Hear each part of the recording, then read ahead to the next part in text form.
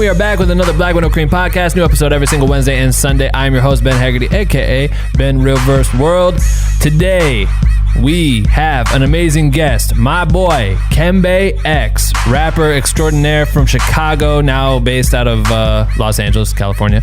Kembe actually is the reason why I was found by TDE, the label that manages artists like Kendrick Lamar, Schoolboy Q, SZA, Jayrock, 𝐅𝐀𝐕𝐎𝐑𝐈𝐓𝐄, all the boys, everyone's on that fucking label now. And Kembe was doing a show down in South by Southwest. I was flown down there by my boy Craig. I ended up shooting Kembe at one of his shows. Kembe's manager saw it, who is Moosa. Moosa told me he was gonna have me go on the TDE World Tour someday. And then like 2 years later, I was on tour with Schoolboy Q, which is fucking crazy. So shout out to Kembe for letting me shoot him and bridging the gap between there. But Kembe's story is amazing. I love this dude. This dude is mad smart. The shit he says, every single word he says is a fucking gem. It's actually ridiculous how wise this kid is because he's young.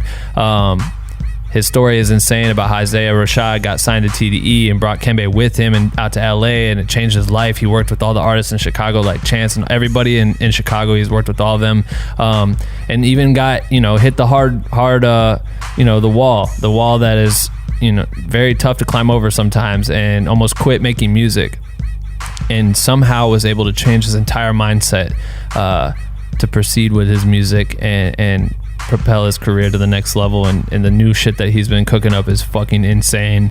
He just released his new record with Jayrock, 𝐅𝐀𝐕𝐎𝐑𝐈𝐓𝐄, Zacari, that's getting shit tons of plays on Spotify. The dude's doing a lot, so I'm excited to share this story. His story is awesome. It was a good interview. Yeah, we're pumped on it, so definitely get stoked and take some notes. I like having rappers on the show. I would like to get more musicians. I've had a handful of rappers and different musicians, but I would love to get some more on there. It'll be fun to interview different artists because I feel like everyone's story is different but have such similar paths and are all motivating as fuck. So this one's definitely motivating. So yeah, all right. That's it. I don't want to bore you with another intro. We'll just kind of get to it. If you guys have not gotten your How to Charge a Client guide, what the fuck are you doing? Because it is available now. It's over 50 pages long. It's a digital download. You'll get it immediately. It's the fucking shit. It's only $25. It's a whole Bible on how to charge a client. If you're a creator and you're struggling with that and you want to, increase your income that you're making, this is definitely some solid theory of how you could go about doing that based on my career and ways I've gone about charging my clients over the years, from small shoots to major shoots. So definitely check that out. Shop BWNC.com, and while you're there, pick up a fucking shirt, because the shirts are flame. And if you want the guide, actually, if you here's a hack, go to patreon.com/blackwindowcream. When you become a goddamn homie, part of the goddamn homie squad, you get it for free when you sign up.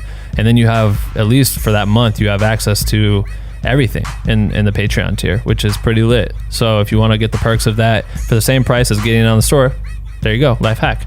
All right, cool, that's it. Let's get to this motherfucking intro that I made almost 2 years ago and still haven't created a video that goes over it. So I just make all my guests stare at the camera. Right, motherfucking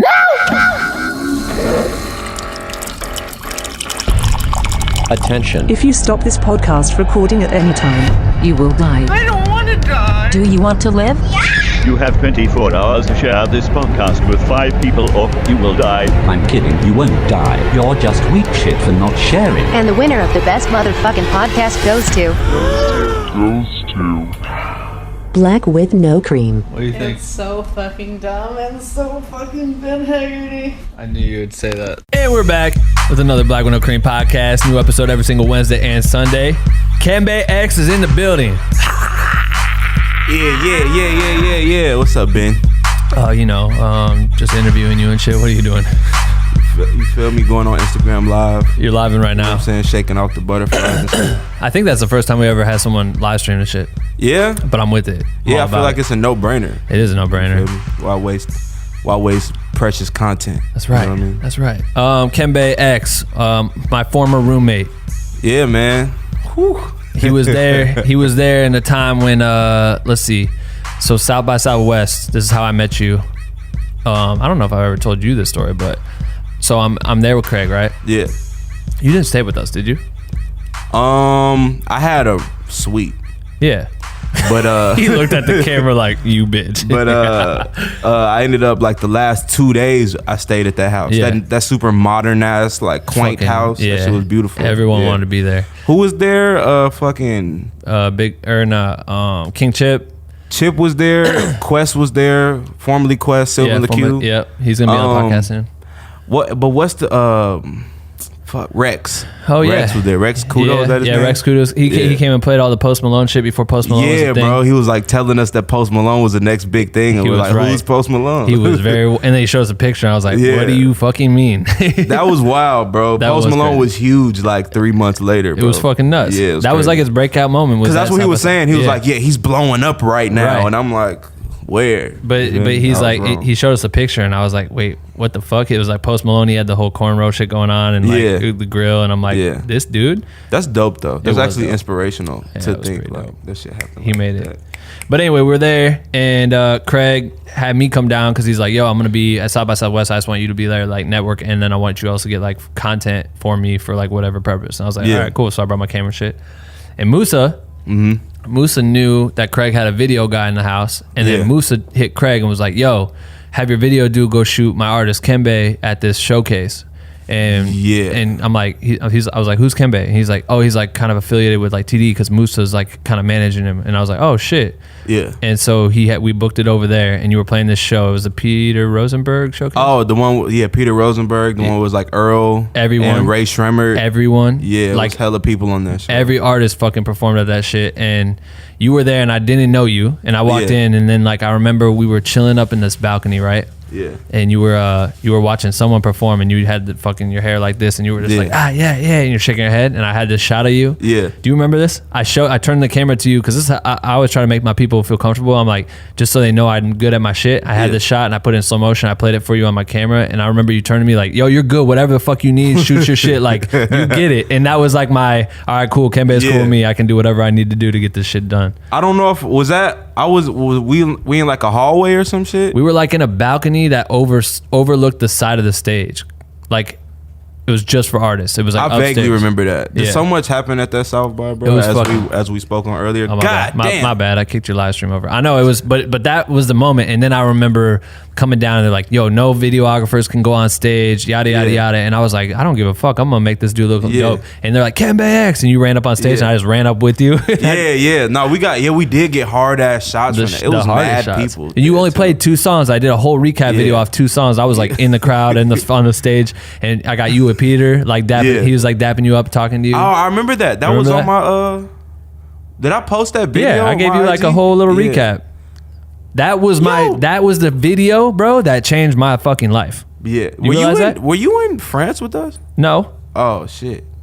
Then who was in France? Who filmed that shit in France? another dude, but it wasn't me. Otherwise, you remember that shit. But No, what I'm telling you, facts. what I'm telling you is making that video about you made Moosa see me, and then we were all at the house one night, and Moosa Yeah. called Craig and was like, "Yo, your boy Ben, he dope, he do dope shit, he turns the shit around quick, blah blah blah blah blah." I have a video of literally Craig telling me this shit, and he's like, "They want to take you on the TDE World Tour," Yeah. and I was like, off of one video, dog. So then Yeah. when I was with you the whole rest of the South by Southwest shooting that shit, it was crazy. But anyway, that's me and Kembe's beginning of our Congrats. relationship. But Man, you going fucking crazy, Ben. The people on my live have no idea. that was like, just- anything's happened. Where yeah. let me No, see they- it. no, Give they me your phone. watch. Give me your phone. They just have no idea the magnitude. Yeah. You feel me? Yeah, this is a real podcast right here. Yeah, we're Yeah. live streaming right now, people. Sorry if you're not tuning in. It's because you're weak. But anyway, Kembe is a fucking fire ass rapper. This dude's you're from Chicago originally, right? Yeah, I'm from Chicago, South Side. South side. Damn. South suburb, about 4 miles outside of the city. Right. Where like 140, the area like 147 Cowboy, like Valet, is from. You familiar with Valet? Nah. Who is that? Who is it? Maybe I am. I don't know. Man, what's his like Skinny? Like I don't know. I would have to play it for you. Right. He was on YG album just now, but really? he sounded good music. Oh, dope. Yeah. Damn, I really? think he's from Dalton. Well, he's from So like. I'm from South Holland. He's from Dalton, and then Cowboy I think is from Calumet City. Word. And that's like the immediate. You get out of Chicago, then it's Riverside, and Burnham, then it's Dalton and Calumet City, then it's South Holland. What train do you gotta And take to get out there? The Metro. The Metro? That's not like that's a alternative train. Like Oh, the really? main train, like the CTA doesn't go. Doesn't go there? Yeah. So you gotta take pace buses and shit. Like, you know, the shit that they look down on you for in Chicago. Like, oh, you were at the pace bus. You took Right. the Metro. You Right. ain't no Chicago nigga. Like, Yeah. The shit that we went through. I don't think nobody cares about that. But did you have were you like back then was he big enough at that point that you were like looking up to him, or did he's been slowly growing? Who? Valet? Yeah. I didn't, man. But when I was a kid, I wasn't really in tune with like hood shit. It was just Chief Keef. Right. You know what I'm saying? King Louis, Lil Durk, all them. But I think he really started popping, like Valet started popping like late 2016 probably. Okay, I didn't word. find out about him until late 2017. Right. Yeah, but yeah, and then Cowboy I just found out about like in February. But they like Yeah, I gotta tune you in. feel me? So Maybe I've been. I don't know. I just let shit run on my phone. Do you have I let it curate my playlist. yeah, So I mean, what's the it like? algorithm work. You just released a song. Just when did that shit drop? The 5th. The 5th? June 5th. That's Yeah. my birthday, bro. That's your birthday? Yep. That's Alex Wiley's birthday too. That's my best friend. Oh, that's wild as fuck. Yeah, so it dropped on you. I thought your birthday was the 8th for some reason. Nah. Or that's when y'all celebrated it? Yep, we did. Yeah. But so the song dropped, already fucking banged out like 100,000 plays and on Spotify in like a week, right? Some shit like they did that? 100,000 total. I think it's at 43,000 on Spotify. Oh, and on YouTube and On shit. YouTube, at the time, like we were talking about this little scandal we got going on. At the Right. time, it was like 15,000. Now it's at like 400,000 on YouTube. Kim is like, what the fuck happened? Yeah, we trying to figure that out, man. You know what I'm saying? You're like, but yo, I feel like Spotify is like its own audience. Like it's its own Well, world. but Apple Music is, for me, I'm getting like 3 times more plays on Apple Music than I am on Spotify. So Is that Spotify- publicly viewable? Like, can I see the plays on Apple Music? No. No, yeah, you can't. Right. You can't see it. But so Apple Music is getting like 100. It has like 115,000 itself on Apple Music. Right. And then 42,000 Spotify. Inexplicably 400,000 on YouTube. You're like, what the hell? Yeah, you know what I mean. So like, it's not a flex yet. Like the flex is pending, but if like that, like, you know, I think what happened is that the label, the distribution label I'm signed with, they did like they do this YouTube playlisting. So like when people look up certain shit, like it It's gets gonna put in fall the in line. playlist, and Right. it's like passive. It's like passive listening, Right. You know, so like somebody would be like Working out and shit. working out, or like a gym, or like an office or some Right. shit. They're just playing music. Yeah. You feel me? That's dope. So it's got Absol on it. It's got Jayrock on it. It's got Zacari on it. That's a fucking little squad right there. I'm debating if I want to tell people how old that song is. I'll tell them. I lived with you.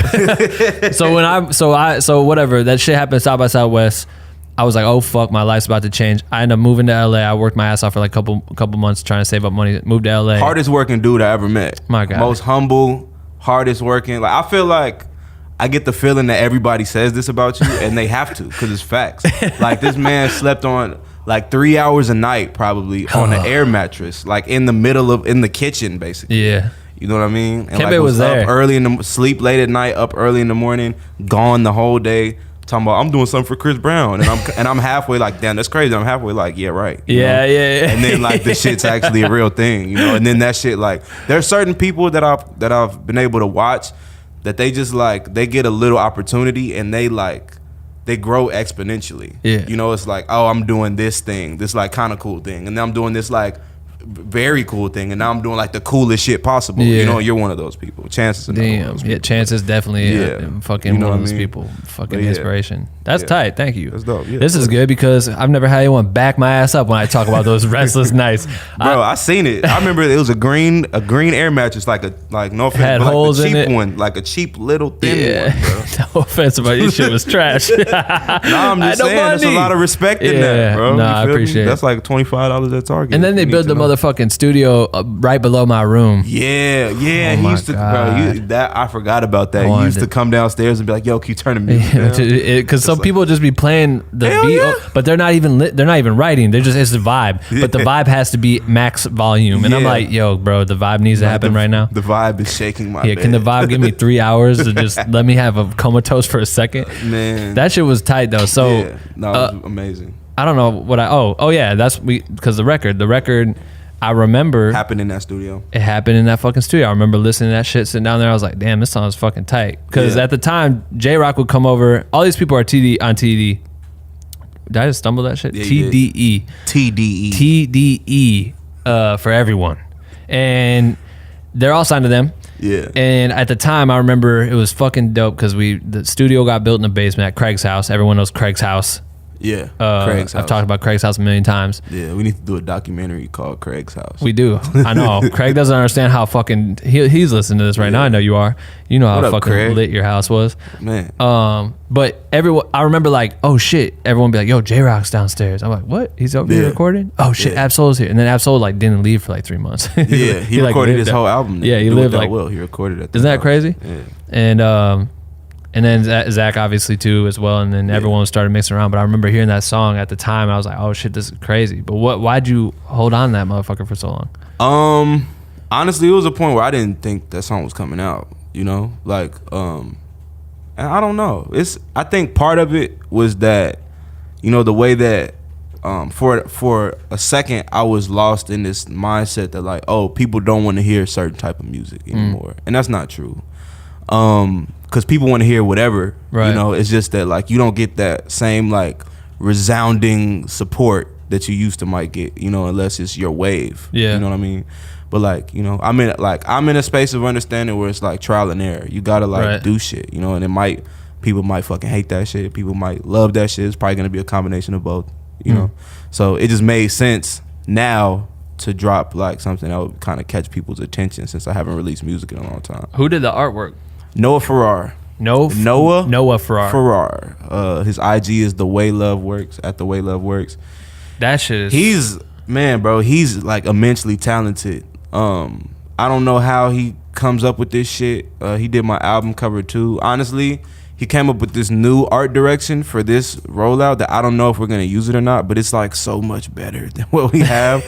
We just don't have time. To you know what? I mean? To implement it? Right. You know, and we kind of, you know, we need shit to be like in order. I'm almost like, we got to save this for the next run. You know, but he's like, wow. I found him on 𝐅𝐻𝐾𝐈𝐓𝐄 page. What, he did some shit for them? They like 𝐅𝐻𝐾𝐈𝐓𝐄 is who we watched when I shot the clip of you, bro, with the hair, and I showed you the camera, what I was talking about earlier. Really? We were watching 𝐅𝐻𝐾𝐈𝐓𝐄. I had just gotten off. Okay, so fun fact to people that don't know, I went on tour with Ab-Soul, Boss, 𝐅𝐻𝐾𝐈𝐓𝐄, and JID in 2014. So like those have been the homies for a long time. Like, I used to talk to them about astrology and shit back when that was all I talked about. You probably don't know that I talk about other shit than that now. Right.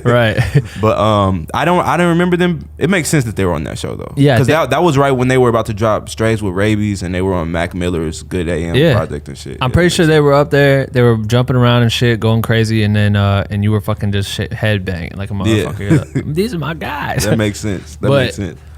So he designed all that shit. That's dope. It's really cool illustration. This dude's super talented. So I saw him on there fucking I think he like must have submitted the artwork. I think they're probably just called Mirrorland or some shit. Okay. And this shit just was crazy as fuck. And I went to his page and I was like, oh, this is next level. You know, I'm looking for, I had just finished picking my track list. Right. And that was like the next phase. And I came across him and I'm in this space now, you be really proud of me, where I'm like, if I need to get something done or I want something, like I'm really like applying myself, which is like no big deal to most people. It's like the bare minimum, you know what I mean? But I'm really holding myself to that standard. Like if I want to get it done, I have to be doing as much as the person that I want, I need help from, if not more than them. You feel like that hasn't always been the case for you? Absolutely not. No. And I think, if I could just be candid and vulnerable to the people that wonder, like, what's taking Kembe so long or whatever, it's been like a combination of confidence issues, and what comes from that is just like a lack of drive and motivation, because I don't feel like, basically now I feel like if I want something, I can ask for it, and even if that person doesn't give it to me, I'm gonna learn what I need to accomplish it from asking, right, or from taking action. Even if I make a mistake, I'm gonna learn something from that. And I feel like back then I was afraid of fucking up, right? And I was afraid of I was so scared of just like, oh, if I do this wrong, like no one's gonna fuck with me, just all this made up shit, bro. Like that was kind of crazy. I feel very liberated, right? And with Noah, I just reached out to him, never never heard of him before. Sent him like my whole plan, what I'm trying to do in the DM before he followed me back. And then he responds, he's like, bro, I'm a big fan. I would love to do this, whatever you need, Oh, you know? shit. And I would have never, you know, if I was in the mindset I had 2 years ago, I never would have hit him up. Right. You That's feel me? interesting. So, yeah, shout out Noah. I just saw someone post this on Instagram and they were like taking a picture, and it just happens to be who my boss is, but it was a picture, and on the wall it said, we all have the same hours in a day that Beyonce has. Yeah, I just saw that recently. That shit's hard as fuck to me, because I'm like, yeah, it's true. It's true. Yeah, that's some shit, bro. Don't say that to me. Because you might not have the whole military she got to get shit done, but nah, it's not. It's just don't remind me. Right. But I think it is good that I feel like especially now, like you got to be able to reach out and kind of point at things that you want and see what happens, because you would have never known the kid was a fan, or the kid would have never thought maybe you'd fuck with him. Right. You know what I Exactly. mean? Exactly. But Which this shit crazy. is so fucking dope. I was telling you before, but I see this in my Explore page all the time. Yeah. Just since the song came That's out. dope. Shout out to everybody that supported me. People that don't really understand the Kembe thing yet, but just fuck with the song. Right. The people that's like, yo, the dude on the first verse really killed it. I don't know who that is. Thank That's me. Yeah, that's me. That's me, Really. guys. Thank you. Did you re-record any of that shit? No. That's the shit from the house. We mastered an MP3. An MP3? Yeah, there's no mix, stems. There's no this whole shit is a janky rig, and it's working out beautifully. Wow, that's You know what tight I as mean? fuck. So, But I mean, there's SoundCloud rappers and shit that come up on fucking like, iPhones. In a weird way, like there's no excuse to not have high quality shit, but also like nobody cares. Nobody cares. You feel me? So it's more so about just what resonates with who. Right. You know what I mean? But you know, if you can have the highest quality shit, definitely do that. Right. Nobody gives a fuck. Whether it's video, you know, like whatever it is, as long as people get the message, you know, that's all that matters. That's true. I think when we started this podcast, it was in my fucking kitchen. It was in my old apartment kitchen, dingy as fuck, didn't have video. I would run a GoPro, that shit would die halfway through. Then, you know, I mean, it was terrible. But now, like, slowly I got to it. But to me, it was all about the message. It's always been about the message. Yeah. This guy's fucking live streaming. That's what he's getting angles with his live stream right now. This is dope. Thanks, Doc. But that's what everything's about. Something that Craig actually told me, and I hit him up about this back in like February.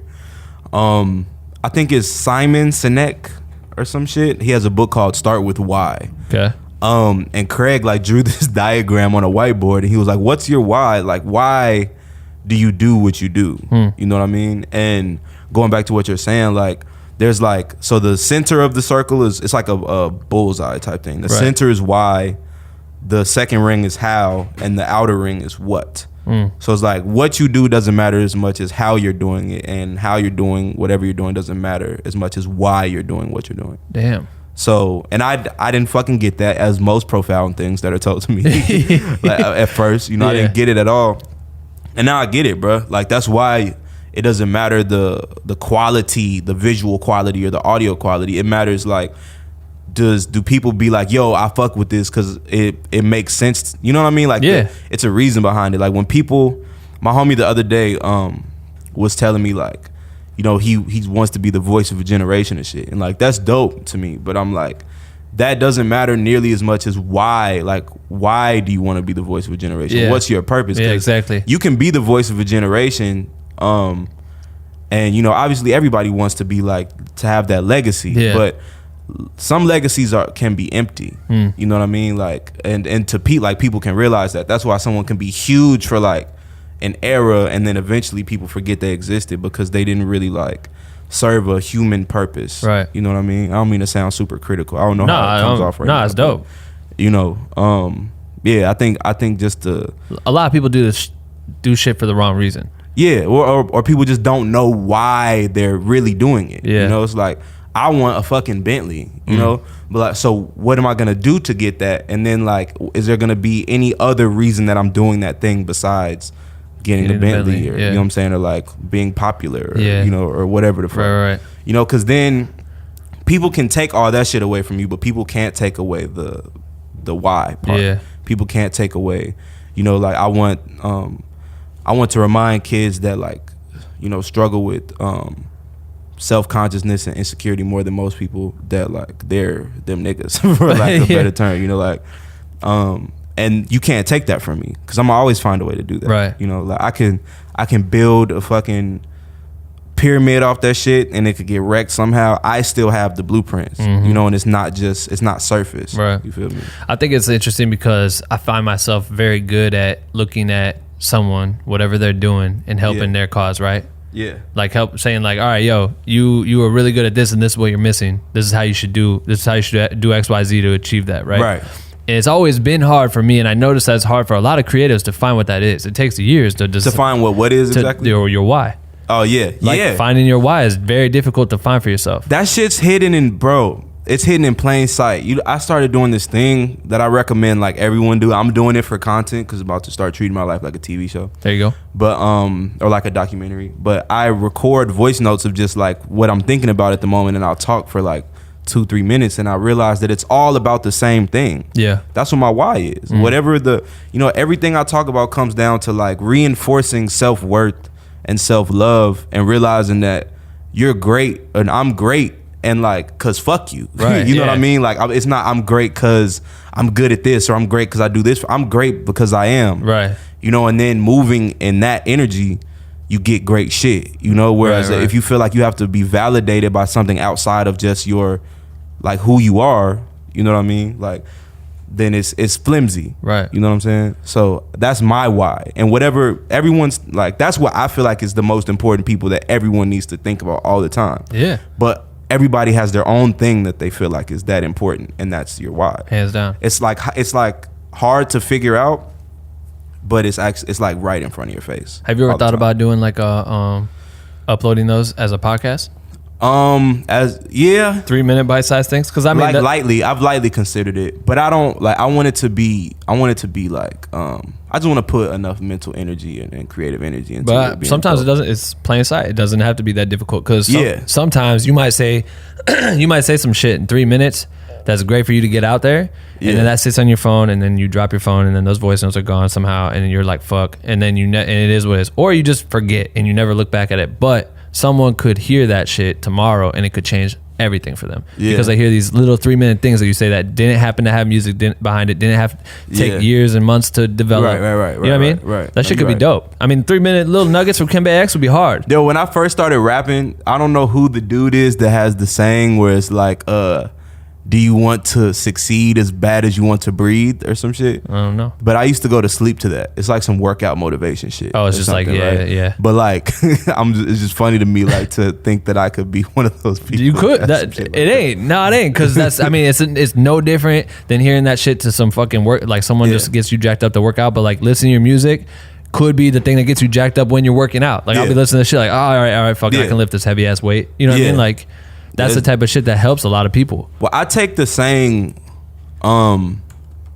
be who your younger self needed. Be the person that your younger self needed. Like, as far as like guidance, like whatever you didn't have as a kid, the person you could use. That's this. Be that, right? So that's my whole thing. Yeah, you know, like, because I don't like the stigma or the way it feels when I think of like, motivational speaking. You know, my dad used to always say he wanted to be a motivational speaker. I thought it was cool for him, right? You know, but I kind of think not that speaking, obviously motivating people through speech is not whack, but the concept of motivational speech, just that alone is kind of like, it's like not a fully formed thing. You know what I mean? So but I'm down to do that because it's a part of a much bigger thing that I'm doing. Like, I'm not just saying this shit to gas you up. You know, like I'm saying this shit to let you know the mindset that I'm moving with, and then you get to watch me, you know, by trial and error succeed to whatever level I'm gonna succeed. Yeah, right. You know?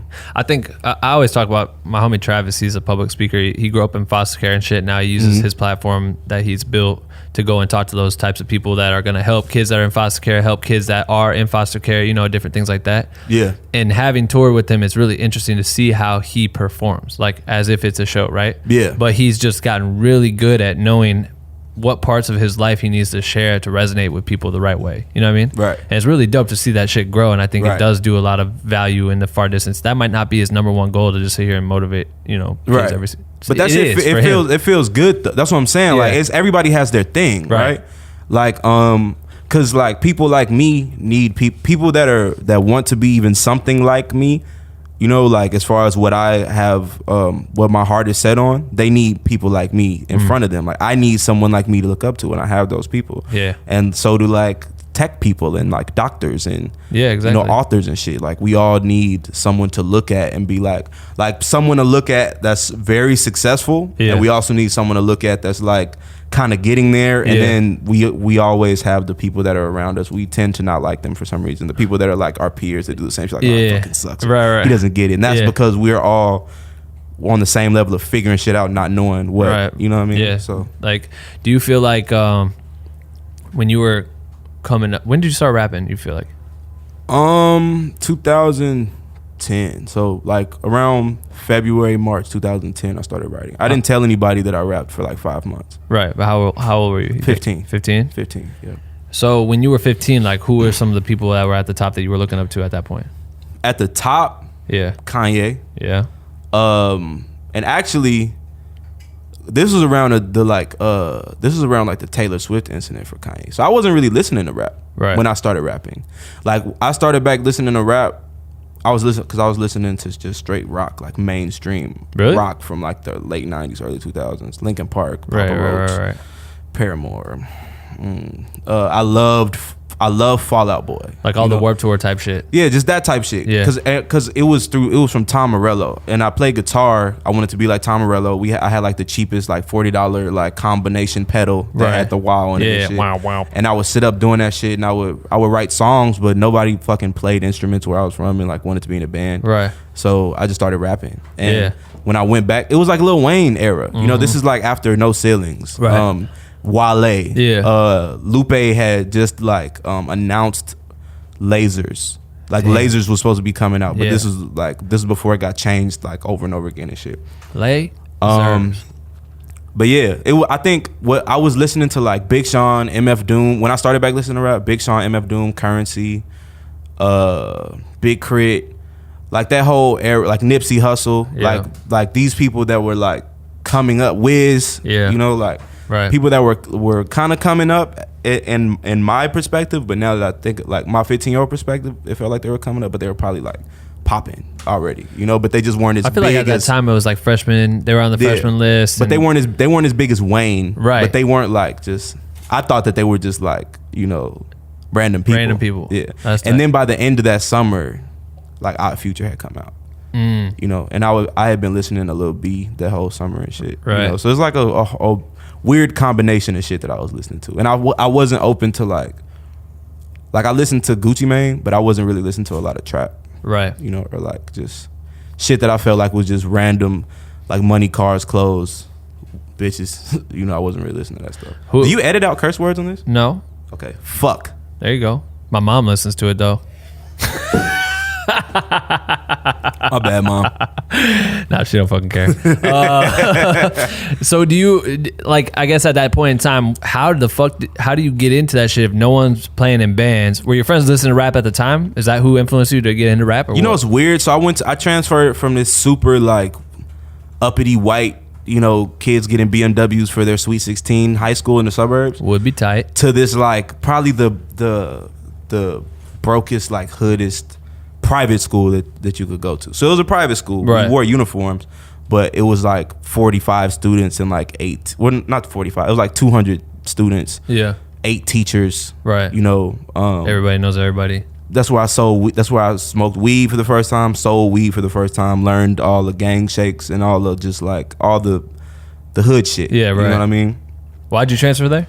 Because I wanted to play baseball, and I was fucking up at the other school had a higher like standard for, you know what I mean. More kids. I always fucked up in school. Like I just didn't care about homework. Mm-hmm. So if I would have been like a B student, you know, C student, B student, if I did homework, I wasn't doing homework, so I was like a D, right, an F student. Yeah, you feel me? It.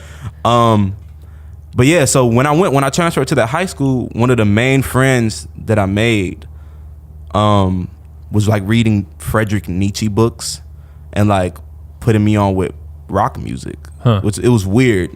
Like I felt the most accepted at this school full of like, you know, what I would call hood kids. I feel like that's a broad blanket thing, but you know, like this dude lived on, you know, 81st and Essex, which is like right by where like Lil Herb is from and shit. Herbo is from and shit. Yeah, right.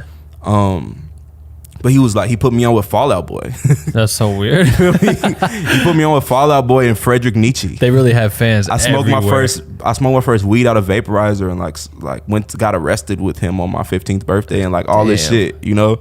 So it was weird. Like it wasn't like who you would think got me into rock music, right. you know what I mean?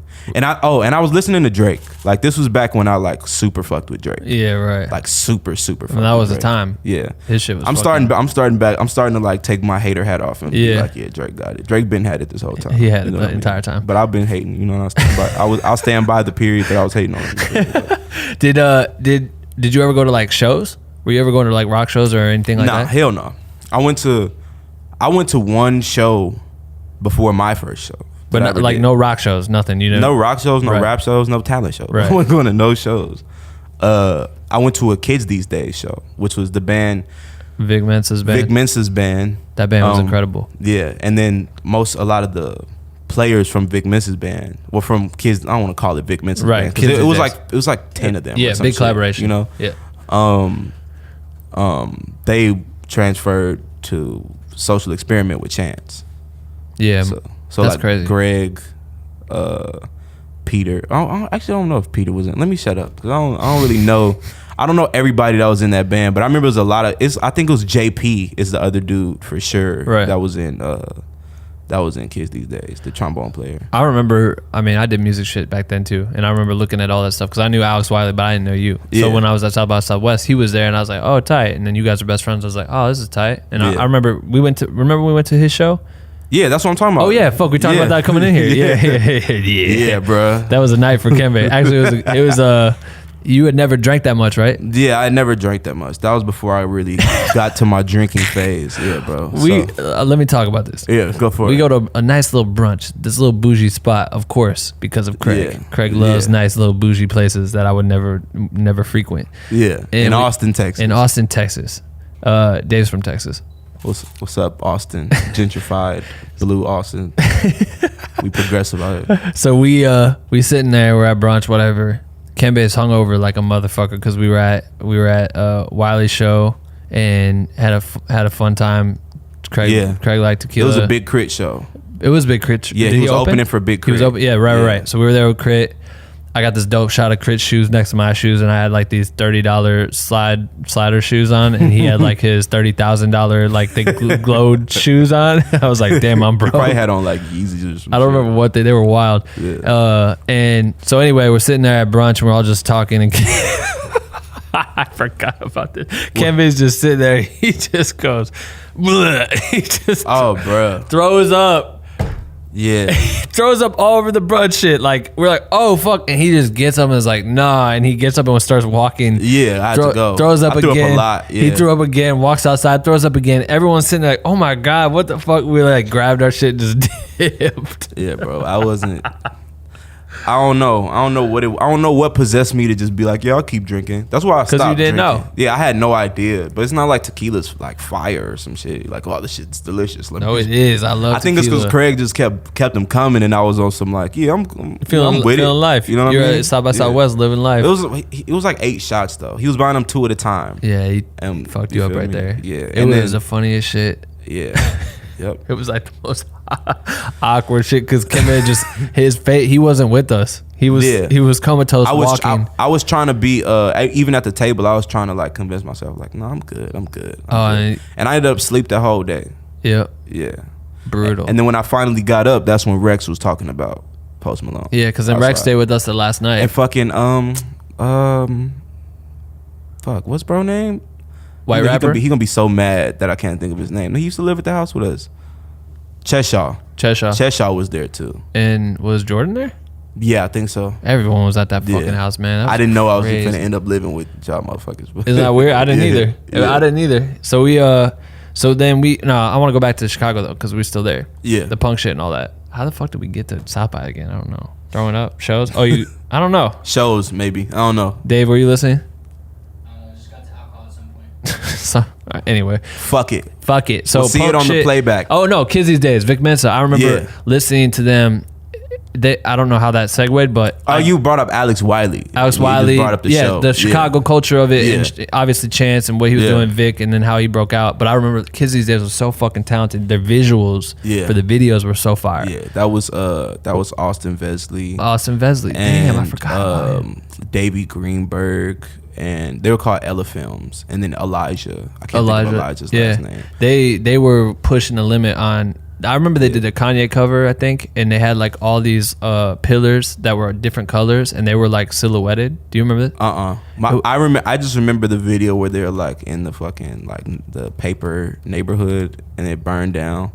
Was it like everything was miniature looking? Yeah, that shit was fucking that was tight. hard as fuck. Man, kids these days, I can't remember what it was, but it was so good. Anyway, who fucking baby Joe Rogan right here? This is like fucking kids these days. I'm just like, look that up for me. Look it up. Yeah. Yeah, fucking kids these days. Yeah, let's look it up. That was a talented ass band. Yeah. Were you like starting to like mingle with these people at all? Like before, you said you saw one show before you ever played your first show, and that was this show. Yeah, I wouldn't say. Did it inspire you? Hell yeah, for sure. Yeah, live shows, and I think people have this experience to this day. That's why the live show is so successful. It's touching, you know what I mean? Like, especially that, like where it's like real music being played and like, you know, a lot of effort put into the performance. It's like you kind of, and you see the people, you know what I mean? So it's like you're in the same room, but you're like doing something you work hella hard on, and you can just feel like it always makes me emotional. Right. Like I think that might have brought a tear to my eye when I watched that.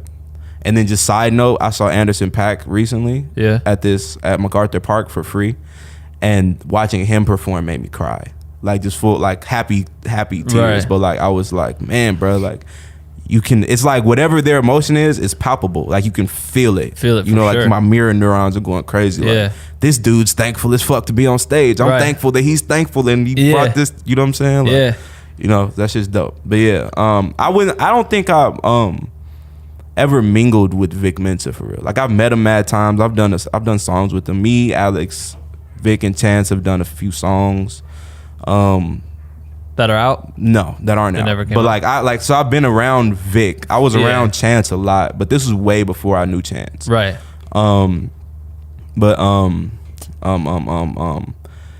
Yeah, I think one time I ran into Vic. I think it was like maybe right after I saw that show, and it was at this place called the Fly in Hyde Park in Chicago, and I just said what's up and shit, like on some fan shit. It's weird. Like Chicago had at the time, I don't know if it's still like this. It probably is a little bit, but the internet changes shit, you know. But it was like a hands-on social hierarchy, if I could put it that way, where it's like these are like the cool people that everybody knows about. Right, you know, right. They're basically celebrities, but they're not celebrities. Right. You know. But for Chicago they are. Yeah, but for Chicago they are. But then when I started making music and like it started to get like a little bit of like local social circle buzz, I went from like, you know, walking up to niggas on the street and being like, what's up as a fan, to like being in the studio with them. Right. You know what I'm saying? Yeah. So, that's super cool. interesting. Yeah. I feel like seeing your first show being a band. Yeah. I'm interested to know if that drove you to want to perform immediately because you always wanted to be in a band. Like you were playing guitar and anything I let like go that? of wanting to be in a band. You did? When I started rapping. Yeah. Cause like, so I had this thing, I got in a fight, like I call it a fight, like, but I got into it with my dad and I ended up in the hospital. Damn. And I just lost temporarily like taste in rock music after that. Like it just felt like it wasn't resonating like it was. You know, I was on my emo teen angst shit at the time. You mean about because the argument was on your emo shit? No, like just in life when I was listening to rock heavy. But then when that shit happened, it was like a wake up call. You know, it just made me kind of look at my life and be like, oh shit. You know, because when that shit happened, I mainly was like, you know, what did I do to you know, like what can I do different basically? And I felt like that music, nothing against rock music, 'cause I fuck with rock music, but I just felt like maybe identifying with just like the sadness and like the of that music was kind of giving me like almost a pathetic attitude about shit, you know. That's and interesting. like I'm not saying that's like I deserve to get beat up by my dad because of that, but I just felt like this shit ain't real, you know. Like I don't need to be walking around like all sad. So you think that's what stemmed the fight? Was that you were just being like, no, I'm just saying like that was a symptom of like a much bigger thing. Right. But I remember coming home from the hospital and putting on some rock and being like, I don't feel this. You know what I mean? And then like, you know, I put on some MF Doom and I was like, yeah, that's more like it. And then I put on some, you know, Chip the Ripper. I'm like, yeah, that's my shit. And then Kid Cudi. Okay. Yeah. You know, like, That's so, interesting. Yeah. Huh. That's wild. So then when you start, you know, kind of get in the studio, start making music, what was it that kind of got you to buzz within the social circle of Chicago? Man, y'all gonna see this thing, this like this recurring thing that happens to me. But so I was dropping music. Shout out to John Roper from Rochester. I met him at the final high school I went to. Okay. He was managing me. The week before that shit started, he was like in Save Money. He was like, to me, like one of the cool kids, you know. And I saw him at the Beast the week before school started. I'm like, yo, I'm finna be going to De La Salle. He like, bro, I'm not trying to be seeing your ugly ass every day. And I took it very personally, and I was like, damn, what the fuck? And that's just because I was a sensitive ass kid, you know. But the next week after school, I was sitting at I was on my phone. I think I had a BlackBerry at the time, waiting for my granny to come pick me up. And Roper sat by me. He's like, what's good, bro? What you been? I'm like, you know, I'm just focusing on my music. He like, you make music? I'm like, yeah. He like, are you raw? I'm like, yeah, I'm pretty good. What if you were like, and nah. I rap, and who would say no to that? Yeah, well, that's the thing. Like, I feel like I might have. I've always been the type of person where like I'm not sure, but I'm like so sure. Right, at the same time, right. you know. So I give you like the in between. Like, yeah, I'm pretty. Like, yeah, I do this shit.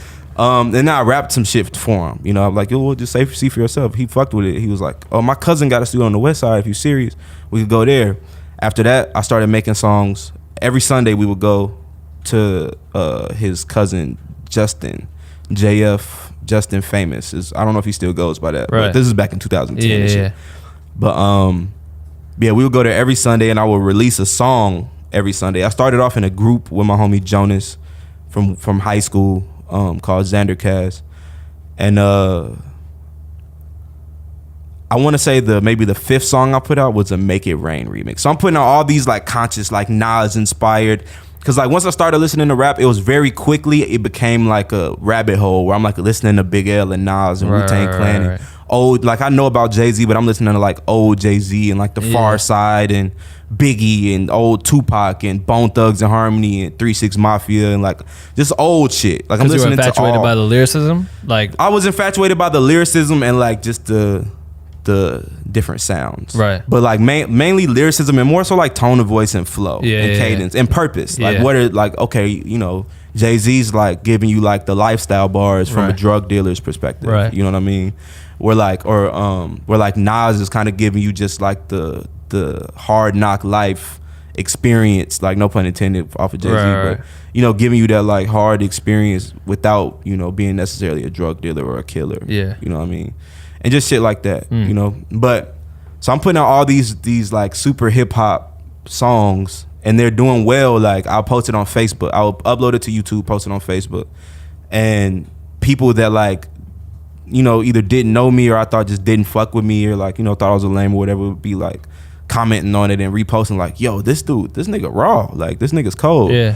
You know, and that was like a big ego boost for me because it was kind of confirmation. Like I got massive confirmation immediately, and I think, to anybody out there who gives a fuck about what I think about what you should do, like I wrote raps and like rapped to myself for like 4 months before I told anybody. Right. You know, so I was pretty good. Like I was actually just pretty good on some like scientific, like this is how it works. Yeah, right. Know, for what I was trying to do. Yeah, right. Fast forward to like maybe the 7th song I put out. So I'm putting out a song every week, every Sunday, routinely. And I did a Make It Rain remix by, who was that? It was like, I don't know if it was, I think it was Travis Porter. Make it rain, chick. Make it rain. Yeah, was it Travis? Well, no, what was the other group? It was not Travis Porter. Is it Travis Porter? Huh? T-Pain? No, it's Make It Rain, chick. Make it rain, yeah. Chick. Who did that shit? It was Travis Porter. Yeah, so I do that, right? Man, and I make this Travis Porter. I make this like bullshit like to me, like bullshit, like just dumbed down, like silly shit, and like it booms. It booms. Like as far as just the local like internet Facebook scene, yeah, which sounds like silly as fuck, right? But it's tight too because it was like a real if thing. all my videos was getting like, if all my videos was getting like 400 views in a week, like this one got like 1,700 in a week. And like everybody was like, yo, this nigga really is, bro. Like that wasn't lying. And right. Like last night I just made a song where I'm like writing the fuck out the verse and I'm like practicing it. I'm you know, like hitting my little cadences and playing with my voice.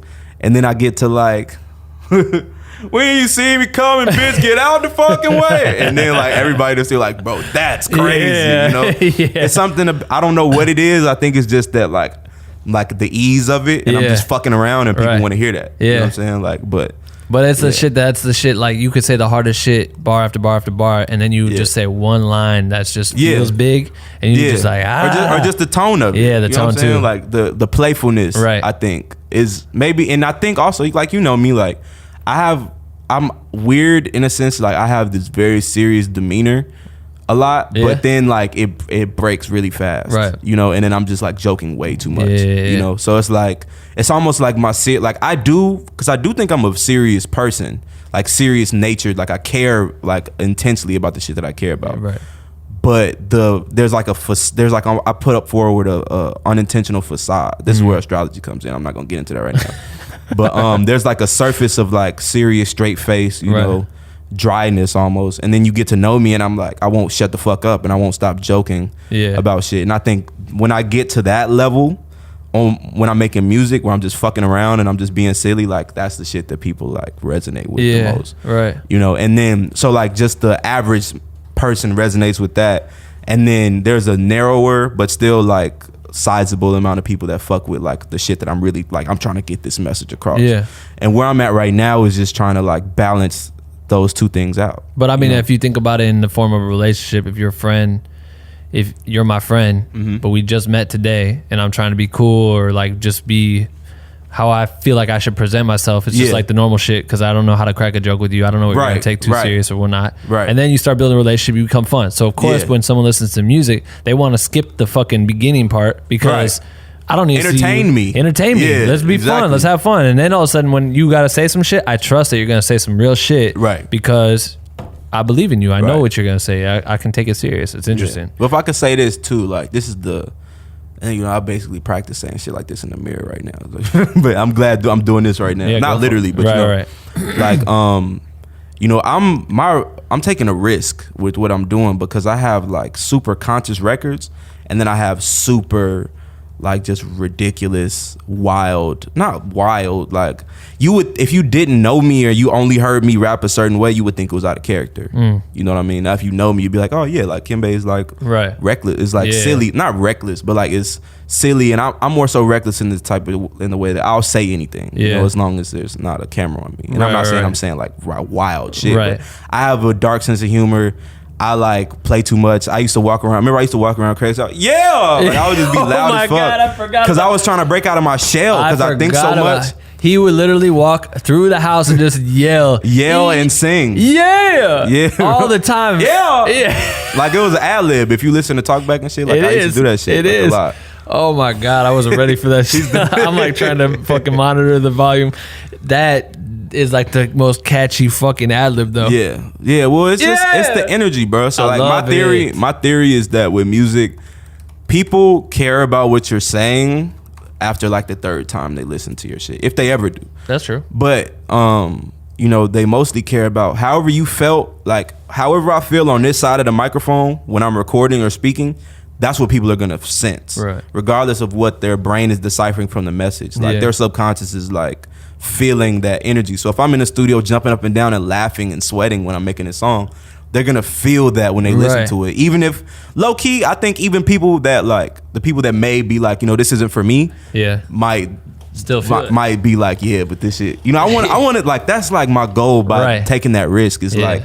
It's like, you know, that's that rule that I want to break. I feel like everyone that wants to be great should be trying to break one rule at least, you know, and I want to break that rule where like you either got to be this or that. You know, I'm down for people to be like, I don't know about this at first, and then kind of like almost like they can't control the fact that this shit is in their head, and they're Yeah. like, you know, like I low-key fuck with this because I'm thorough. Yeah. You know what I mean? Like I'm not just like songs. You know what I mean? Like there is something to me, and I'm working on. I'm actually if you're paying attention, I'm in the early stages of establishing what my like 10, 20-year vision is, and I'm Right. gonna like spoon feed it to y'all like babies and shit. I like- So, you know, just you know. When is the breakout moment for you? Because you end up touring. I mean, touring's not easy to get on. It may hit. I don't know. I toured like, you know what I mean, like the way that Master P played in the NBA though. You Right. feel me? Like I did like. Yeah. Discounting the only one that's a real tour that I count is the Hippie Sabotage tour. Can I get some like water or something? Yeah. Sorry. We'll get it for you. No, actually, we don't give you water. That's wild. I have a pet peeve of like listening to people and like you just hear like all that shit. Like, Yeah, that's ASMR. Yeah, You ever heard that? You ever say ASMR? Yeah, I know what that is. I fucking love Yeah. ASMR. All right, I'll talk for a second. But when you actually, I want to play this shit. Remember this song right here? Wait, start back. Feet tall, no lie.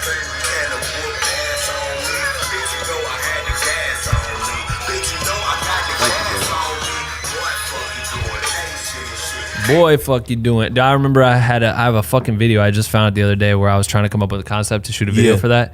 Do you remember this? I don't know if I ever showed it to you, but basically I flipped the song so it was in reverse.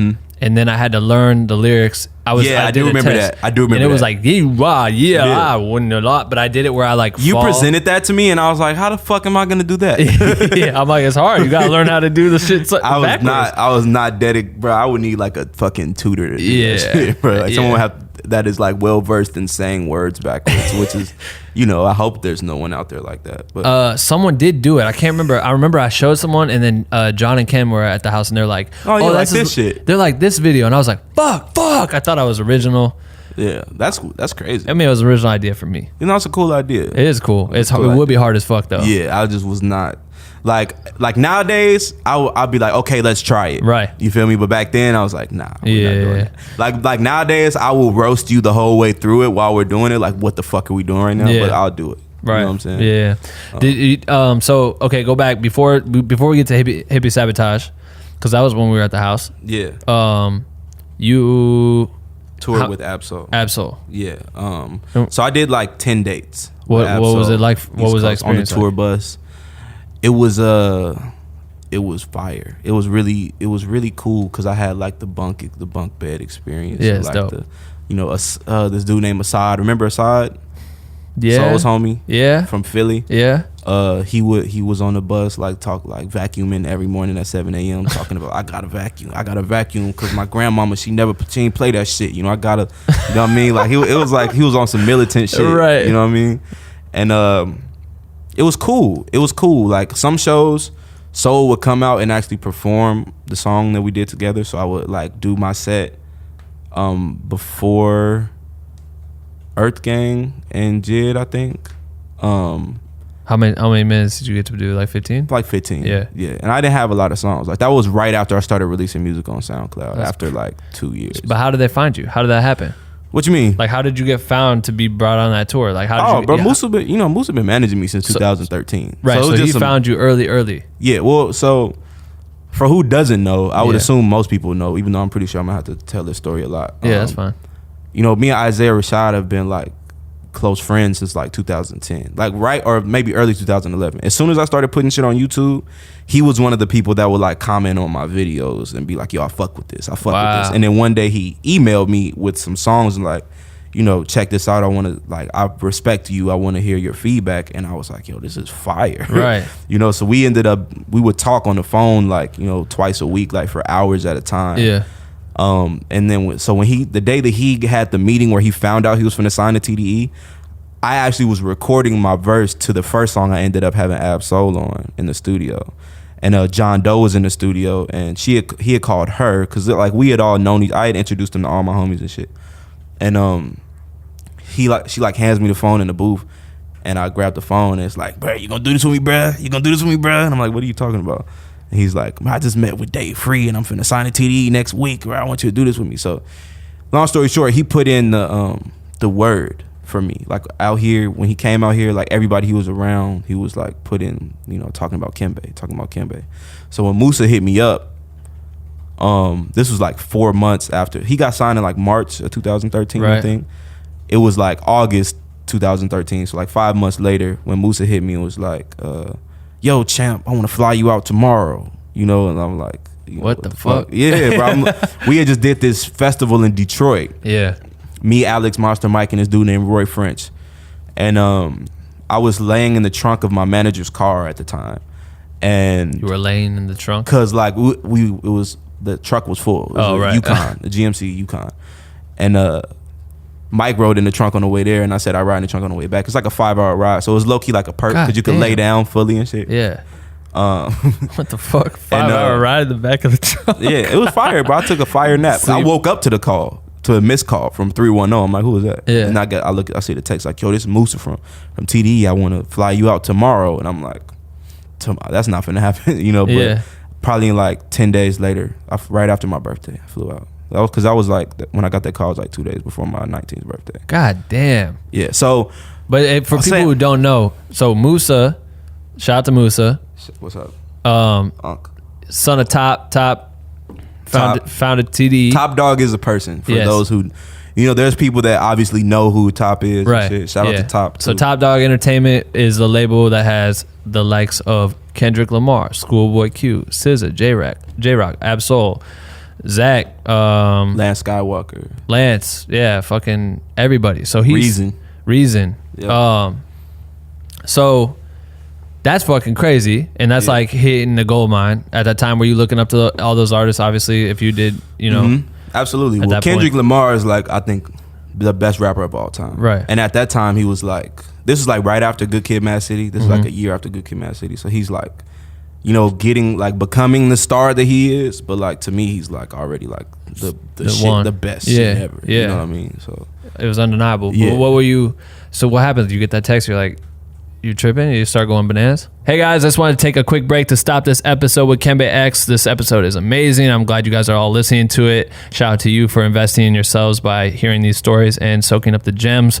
Just wanted to plug our How to Charge a Client guide. Again, it is available on our store, shopbwnc.com. If you've had troubles deciding how much you should charge a client, why you should charge a client, what your value is, that is what this guide dives deep into. It's over 50 pages long. It's amazing. We spent weeks writing this based on real world working experience. So definitely hit shopbwnc.com right now to get the guide. And if you want some bonuses, we have it available on our Patreon page as well, where you would unlock our private Discord channel. So if you want to get involved in that, and the bonus Morning Roast podcast and everything else, patreon.com/BlackWindowCream. All right, cool. Let's get back to this episode. So it's wild actually, because when Zay got signed, he was making it seem like, you want to do this with me, like come with me now type shit, right? And what does that mean? Like get you signed too? Yeah. Okay. Exactly. So can he do that? Well, nah, but like that's kind of like what it was. Like, right. They'll fuck with, like if they fly me out, then they probably will fuck with me. Right. You know what I mean? And the reason I didn't sign like immediately as soon as I got there is because, I wasn't able to work as much as I wanted to on the shit. And it was so much pressure on Zay that I was like, at least in my head, I was telling myself like, I don't want to be in the way. I don't want to be a burden. Right. All this shit, which probably was bullshit. Yeah. But like it was like come out and get signed. I ended up just getting managed by Moosa, and Moosa's like a big brother to me. Right. You know what I mean? Like a real like family member. Right. Me, so. And Moosa also is the one that found Zacari. Yeah. Him and Craig and the whole house. I found you found him? Or he manages him. Yeah. But I'm saying like, I don't know how he got. So we met. So we actually went to Moose. Get on the podcast and fucking get Zach on here too. Me and I'm just playing. I met Zach first, but like Moosa met him like the next. How'd you meet Zach? You took a random trip to Alaska. So we went. Zach, take me fly fishing. I want to go fly fishing too. Take Craig's house fly fishing. It was so funny. Like when Craig would talking about fly fishing, and Zach was like, "Oh yeah, I do that all the time," and like we thought he was joking. Yeah, because we didn't know him. I know. They showed me these pictures of him with like bears and shit. I'm fucking like, big ass fish. And shit. That's dope. It is. So dope. we were riding up to. It was Bryson Tiller's Airbnb in the Hollywood Hills. They had a big ass studio set up. I think Teddy was over there working with him.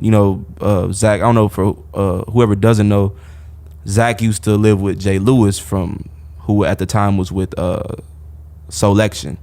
Right. And they were all up there, and Zach was like playing horns up there or something. Wait, is this when you came out for the first time? Is this what we're talking about? This was 2015. So this is how I met Zach. Oh, right. Okay. We were going to Isaiah to link with Isaiah to see what's going on with him. And Isaiah like had left. Well, he was like at the store like getting food or something. Right. And Zach was just in the studio area, and I was just talking to him about like what I had going on. You know, I'm working on a project. And he was playing. He had horns. Yeah, he had the sax. Yeah, and I was like, you know, I love live instruments on my shit. And he was like, yeah, take my number. You know, and then I invited him to the crib. We would link every now and then. And then he was like, oh, I make beats too. I sing too. You know, So I think me and Zach, like, I got him on a song, like within like a week of meeting him. Right. Called Cycles. That was it's on SoundCloud called Cycles. But yeah, that's how I met Zach. That's and then he started coming to Craig's house, and then, you know, Moosa started like being like, right, I fuck with it. You know what I'm saying? Like this is my vibe. Right. You know what I mean? So Zach mad talented in a range of different fucking yep styles of music. He made his. Do you remember his rock music that he would make? Yeah, shit is fucking bangs. That's kind of what Raise the Fool sounds like. Yeah, you know, just the production's different, but the style of singing he's doing is like very rock and roll Michael Jackson type shit. So okay, so you come out here, you feel like you're kind of in the way of Zay. You don't get signed to TDE because you're not really making music like that. Like, were they kind of like, just come out here and make music, we want to see if we want to sign you guys? Or did Zay get signed and then started making music and you Zay was signed. Oh, he did. Zay was signed like a week after he called me. Right. I didn't move out for like 5 months. So okay. like this is what I was gonna say. So I was under the impression that I was about to get flown out immediately. Right. And then it didn't happen for like 2 months. Zay would hit me every week like, nah, it's still too crowded, bro. Like, but I'm gonna get you out here. And after like the second month, I'm like, that shit ain't finna happen. You know, and I was cool with it. You know, because like that's his situation, that's his thing. And in my head, I'm like, you know, at the time I was just doing mad features. Like I was doing like $200, $300 features for like twice a week. Yeah. In my mom's basement. And I had all this equipment, but I was only using it to make money so I could go do shit. Right. You know? And I started to think like, man, like if I want to, you know, get my shit going, like what do I need to do? Like I need to start making a song at least every day, you know? And I started to put that pressure. It's like I always have these challenges, these spurts where I challenge myself, right? And they pay off. Yeah. But like I also, in the past at least, I would like fall off from doing that, right? You know? And I'm sure we all, you know, you're never gonna be perfect like just for the rest of your life, right? You know what I mean? But I do think that I've crossed the threshold where it's like my basement of productivity is like very high compared to especially where I was when I was 18. You know what I mean? But like after 10 days or 11 days of making a song every day, I get the call. You know, so because they were seeing that? No. Oh, I feel like it's some energetic metaphysical, right. Some weird spirit. Oh, you're ready, right? And then I folded though when I got out there, because it was just like crowded. You know, like I grew up. Nowhere to work. You mean like it was nowhere to fucking like think. You feel me? It was like, and this, you know, because you moved into what? The Carson house? The Carson house. And I don't mean this as a complaint, but like as an 18-year-old, you know, that hadn't really experienced nothing like that, I was very like, it's like going to college, you know, bro. It was and I dropped out of high school. You know, so I've been by myself most of the time. You know, all I do is at the time was go to the studio or record at home or smoke weed. You dropped out of school because of music? At the time, or just cause? Kind of. Well, I decided I wanted to get my GED. So what happened was I stopped going to school, and I started doing homeschooling, independent study, and I didn't do that semester because I started rapping. I fell back, and when I met Roper, once again, shout out John Roper from Richeza. When I met, when I went to De La Salle, I'm sorry. What? When I started rapping, I was like, I'm gonna go back to school, right? I talked my way into this private school because but they wouldn't let me advance because I knew I could have tested out, but they're like, that would fuck up our whatever the fuck. So I stopped going to school again, and then I was like, okay, I don't know what I want to do in college, so I'm gonna just get my GED because like I'm not dumb, you feel me? Like I'm just like not. At the time was not a hard worker outside of just what I had to do in school. It's like I looked at it like, this is school, this is life. Why the fuck am I? It's like it's something I probably like struggle with. You know, like the first thing that made me like give up on school in my heart was geometry. I'm like, okay, this is math. These are letters. Why are these two things together? This is math. This is the alphabet. Yeah. You know what I mean? But yeah, like, long story short, I stopped going to school. I got my GED. I put out my first mixtape. It got on Forbes top 10 free albums of 2011. What the fuck? So like, yeah, like I have this weird thing of like just like fortune. I have had a lot of fortunate things happen to me. Yeah, that's crazy. And like I've been saying lately, like, as a explanation for like my whole trial and error thing, when I study like marketing people and shit, they talk about the importance of failure. Like that's the consistent thing. And really with all successful people, even Michael Jordan, he said, I missed more shots than most people have taken. Yeah. And I always say like, my first project I put out got on Forbes top 10 free albums of 2011. Look that shit up. My mom called me freaking out and all that. And what do you think I learned from that? To just give it up. Just stop making music, bro. Nah, but for real, like, what do you think I learned from having my first project I ever put out get on Forbes? I mean, I always say like the worst part about college was that I wasn't pushed to do enough real life experience in it. I know people do internships, but you went in and you really did some real life shit. Why wouldn't that fire up everything behind you to want to continue that path? Right? Yeah, facts. Well, that's true. And that's true because that's like very inspirational. Like to this day, when I think about that, it's like I can't stop. Like that happened, right? But I didn't learn shit from that. Oh, shit. All right. Like I didn't learn anything from that. Like I learned, if you just go off of like, oh, this happened, so like, what can I expect? Like, oh, just shit, whatever I do is just gonna propel me. Like I don't have to, you know what I mean? Yeah. Like a lot of shit came together, and probably I had like a very blissfully naive hunger, So like I didn't have any expectations. I just knew what I wanted my shit to sound like, and I was willing to do whatever it took.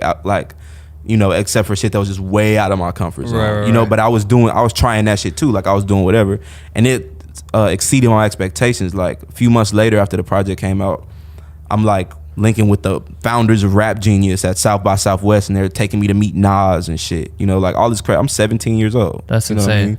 And I said, I didn't learn anything from that. Like I learned that's so crazy. I learned like if you meet someone important, talk, because I didn't do that. Right. You know what I mean? Like in a sense, everything I learned from that situation was from what went wrong. Right. And it took years and years of me being like, like why is this? Why did my next project not do anything? Like now I know why. But it took when it was happening, or like a year after it happened, 2 years after, like I was still trying to figure out what happened back then, and I'm still fucking up currently too, So, yeah. And that's like, it's life. Yeah, but, we learn from our failures. Yeah, that's for but sure. that's kind of my thing. Is like, it's dope that I succeeded to the scale that I did so early, and it's dope that I failed like so much, and I saw so much shit go like, or just not do anything. Right. Like see people not give a fuck. Like I'm very detached from feedback now. Like I know that I'm like, as a businessman and as, a brand or, company, whatever you want to say, as someone who's selling something and who's trying to present something, I have to see who likes what. It's like data collecting though, but it's not personal, and I really don't care. Yeah. I don't care who likes it and who doesn't like it. I just care about like what the people that do like it, what type of person is that, because that's me learning in a sense, like, this is my heart and my vision, so these are the type of people that this resonates with. So I need to understand who that is. Yeah. And what I learned from the marketing people too is that like, you gotta know, like you have to know who's gonna not like your shit too, and that's just as important as who does. The biggest people are polarizing, right? Where like you have a big group of people that are like, this is the best shit ever, and you have a big group of people like, this shit sucks, I don't know why you guys like this shit. Yeah, right. So I'm looking at shit like from that perspective, because that's like the entry level of like just magnanimous shit. Right. Yeah. Huh. Dope word, huh? That is a dope word. I don't even know what it means. Yeah, man. So go forward. You start working. You're around all these people, but the house is too crowded, and like that's what we were saying. You like it's Yeah. like a college, but you're saying you didn't do that shit. Yeah, But it this was is like it was like 6 of us in one bedroom, Which and is it was insane. dope. Like the thing is, I grew exponentially Right. in that place. Yeah. but also like I think it was just meant to be that I grew there, but I wasn't able to show it there because I was like growing. You know what I Right. mean? It's like when you're lifting and shit, and you can't use the muscle. Like after, like once you tear it, Right. you can't. Your shit feels like noodles. Like I Right. was noodles in Yeah. that bitch, right? And then like a year later, 2 years later, now even 5 years later, like I have a way better work ethic. Right. Like I approach shit like I everything I'm afraid of or everything I feel like this is gonna be hard. I do that shit first. You know what I'm saying? Because I don't want to be a stranger to any of my weaknesses. Right. Like I need to know what I'm not good at and what I'm really good at. Yeah, it's a powerful move. Yeah. So I feel like because it's when I was looking for something on your SoundCloud earlier. It's like you barely have uploaded music in a while, like casually, kind of. I've dropped 3 songs before Raise the Fool. I think I dropped 3 songs since 2016. I dropped Bitch I'm Bustin' with Hippie Sabotage. I dropped Exclamation, produced by Juice, and I dropped shout out to Juice, and then I dropped Kill Scope with Trent the Hooligan, produced by Opie Taylor. So, do you feel like that little like hiatus, almost, if you want to call it? I know you hiatus to the public, like you're clearly working in the background, but no one really knows. Like last time I remember when I met up with you and Yassine at that studio, 2017. and you had like a whole Adonis. album. There was mad music that you were just like, listen. I was like, oh shit. But what's been the reason? Do you feel like it's because you're trying to grow so that the next time around when the buzz starts happening, you take it and run with it? Kinda. I think it was necessary because I halfway was working and I halfway was giving up. Right. I feel like I remember at a point you were like, yo, I fucking don't care. I don't want to do music. Like in 2017, I gave up. I didn't want to do music anymore. I genuinely stopped doing music. I was still like linking with the homies and like, I would go to the studio, but I wasn't like, I was just fucking around. Right. And I think that was a very important thing. Like everything, you never know what you need.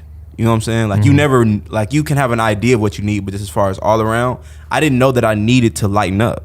Like me quitting was a very dramatic way of me lightening up, because when I finally did get inspired, I wasn't being so critical and technical. I was just expressing myself, whereas before I'm like, I'm trying to make this type of song, I want to be this you know what I mean? Like I was able to just be who I am. But that took like 5 months of just not making shit and kind of carrying myself like, fuck music, like I don't want to do this. I really I think I transformed in that amount of time, because so after Talk Back came out, I made like an album's worth of music, and then I made another EP's worth of music, and it was good, but it was just like, I don't know, I think there was this illusion at the time that putting out it's an illusion to me. It depends on what your strategy is, because some people will say like, this is what it has to be. Some people believe in everything you put out has to be the best shit ever, or there's no point in putting it out. Right. But I was on some like, and I still believe that like, people have to get familiar with you first and like kind of fuck with you just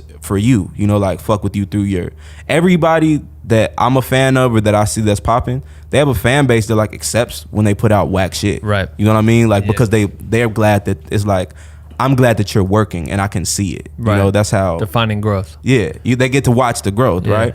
But I was on some like, nah, I'm not gonna put shit out until it's it. So I'm like, I make something, I'm asking Moosa like, what you think? He'd be like, yeah, it's dope, but it ain't crazy, which like would break my heart back then. Yeah. And then like I would play some shit for the hippies in front of Moosa, and they'll be like, like, yeah, it's good, but it's not gonna blow you up. And I'm just like, fuck, Yeah. And like another thing I learned too is that, people receive things as you present it to them, right? So if I would have presented those same songs with a different energy and just like, like on some like subconsciously selling it to them, like this is on purpose, like these people, you know what I mean? Like they will get the vision, but if I'm presenting them to them like how it was, or like, I'm trying to blow up, and this is the, they're gonna be like, well, no, that's not the one, right? You know what I mean? So that happened, and then I like that kind of discouraged me. You feel me? Like so outside of this music I was trying to put out, I went to Chicago and linked with my homie Rob from Chinza Fly.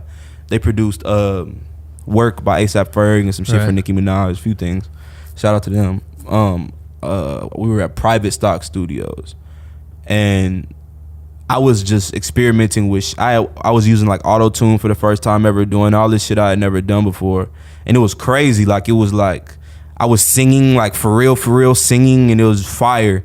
So like I'm making all this shit, I'm knowing like yo, I'm like getting really good, and I feel like all that shit came from being in Carson, right? And getting to the point where I could just make shit, and I'm not like, you know, oh, this isn't, you know, like this song isn't good right now, so that must mean I'm not good. Like that used to be my mindset. Yeah. Now it's like this song isn't good, but this part is fire. I'm done making this song, but I'm gonna remember that and apply that to anything I make in the future, right?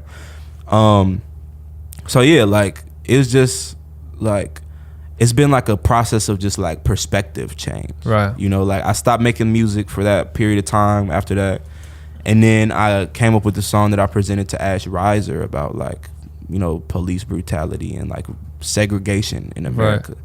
And it was like, it was when they had like dragged the dude off the airplane and shit. Oh, right. Remember the United shit? Yeah.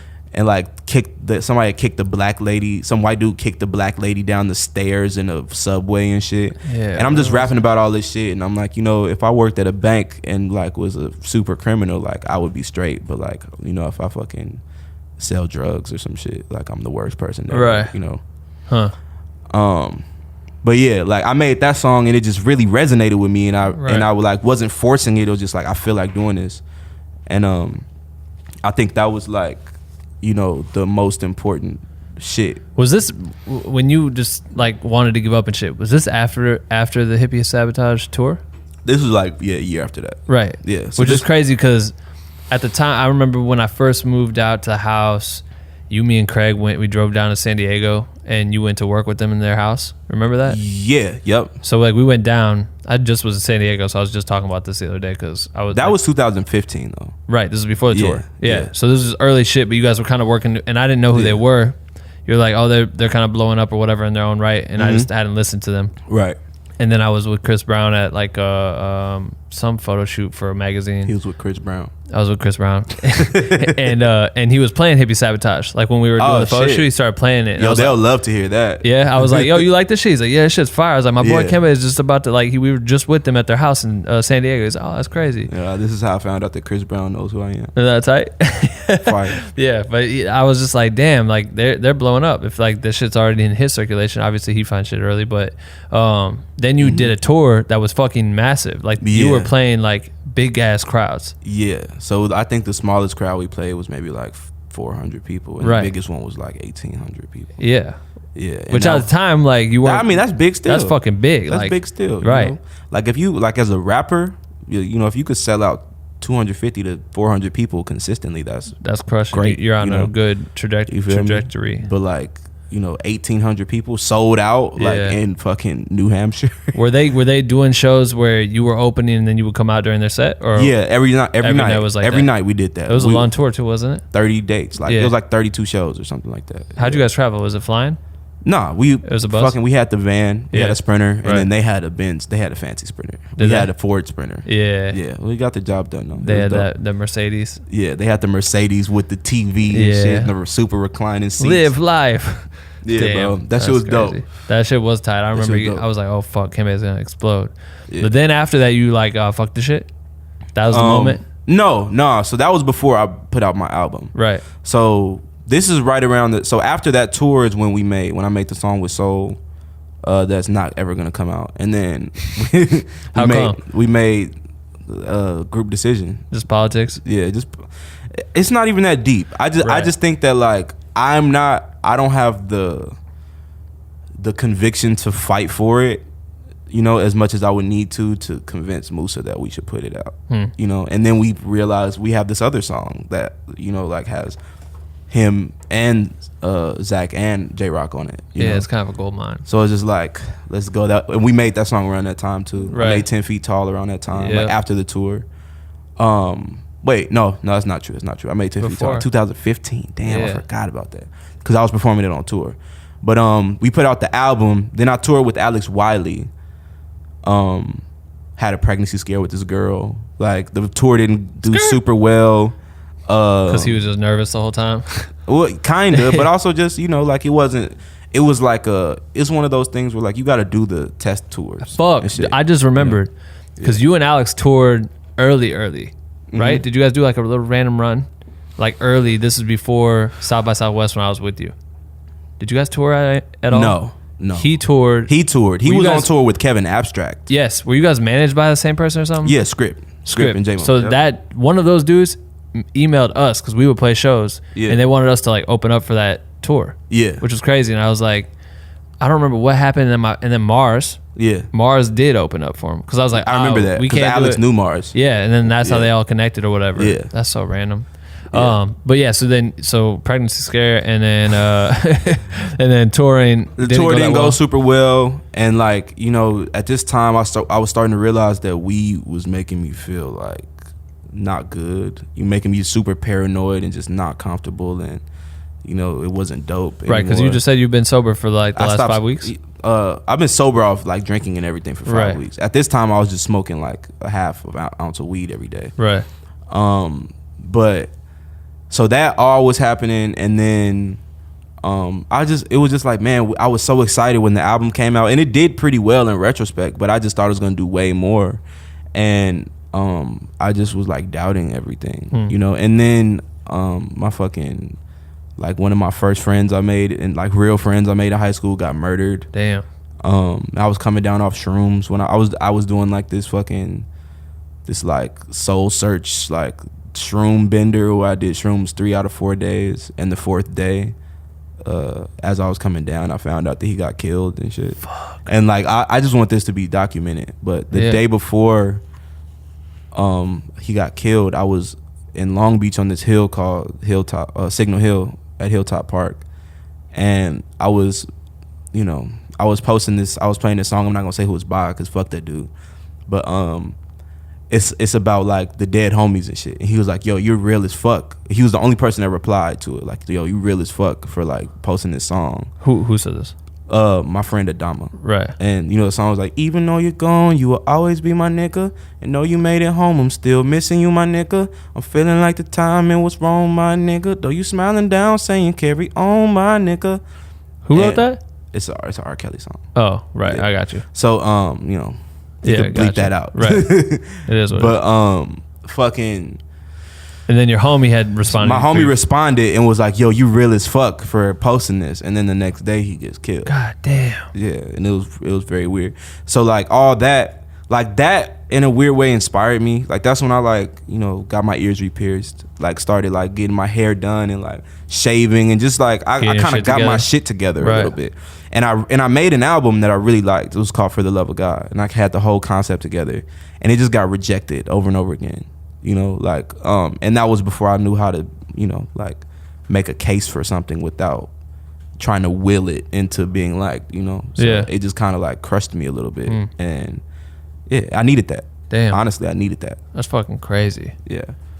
So, yeah, bro. And then I quit making music. Boom. I make that one record. I make this song called Talk of the Town with Hippie Sabotage. I was living with them for like a year and a half. In San Diego? No, they were in Silver Lake. Okay. And then they were in Venice. Right. At this point, they're in Venice. And we make this song called Talk of the Town, which is crazy. And then I start making these other records. Is that out? No, it's not out. It's not out. Man, 90% of the music I make is not out. Yeah. Probably 95% of the music I make is not out. Yeah. But fucking... Shout out to IDK. He had this producer when he was about to release I Was Very Bad. He was playing it for Moosa, and one of his producers, Cal Banks, who's now like a brother to me, like his beat stood out, and Moosa was like, yo, who produced this? Who produced this? Who produced this? And it was Cal every time. So Moosa flew Cal out to like help me out. You know, he ended up getting signed to TDE, but initially it was to help me with just making music, right. You know, because I think it was Moosa kind of like making a gesture to show like he believed in me, right? You know what I mean? And saw that like I had gone through that phase of not wanting to do music, and then bounced back mentally at least, you know, and was making tight shit, right? And then, you know, Cal kind of put in my head like this. We had a conversation the first week that he was out in LA, and he was like, you know, bro, like, you gotta be like thankful. Like, you gotta realize like how blessed you are to be in this situation. And it's not like I didn't know that, but it was just like, you know, it kind of like peeled off this layer where I realized like I used to have an insecurity about being ungrateful because I felt like I didn't know how to express gratitude the right way. And just from having them conversations, I realized you just gotta, you know, just be thankful. Like remind, and it sounds weird, you know, it probably sounds like, what the fuck is wrong with you, Kembe? Right. Like, duh. Right. But you know, that was a big thing, and it kind of it led to where I'm at now. It started to make me be like, you know, I could just make music. Like, people don't get to do that. You know, I have a studio I could go to whenever I want to and record. Right. You know, nobody had, like, well, not nobody, but a lot of people don't have that. And a lot of people would kill for that alone, let alone like my affiliations or like you're people one I know connection and, to everybody. Like, you know what I mean? And that, like, being around Cal is what like kind of kickstarted the space I'm in now, where I was like making music all the time, because he's like, bro, how you in the studio all day and you didn't make nothing? And with the paradox of it is, he was like, if you don't feel like making music, don't go to the studio. You know, and so that you're not forcing it mentally, almost. Like, I learned that, like, you can't be like, you can't feel like you have to do anything. That's this big thing that I'm trying to figure out how to word to people. Like, you're like, we all are like great, like innately, but we don't have to do anything. You know, like, there was a time when like you had to be in shape because you had to like fend off animals that would kill you. You know what I'm saying? Yeah. Like, now you don't have to do shit. Right. You know, people people that live like in poverty, like, they eat food, you know, probably have Wi-Fi. You know, you don't have to do anything. Right. But so that's why it's very important that you do whatever it is that drives you, because it's like, there's nothing external making you do this shit. Right. Like, it has to be like burning from the inside. And I love that. I realized that from, you know, realizing that, like, you know, I have this thing in front of me, and it's not even like, it's too, like genuinely, this might sound fucked up. You know, I don't mean it fucked up, but like, it's not my concern whether people would, you know, kill to be in my situation. But the truth is, like, if I wasn't in this situation, I would kill to be in this situation. Hell yeah. And that's what made me like, you know, I got to get to it.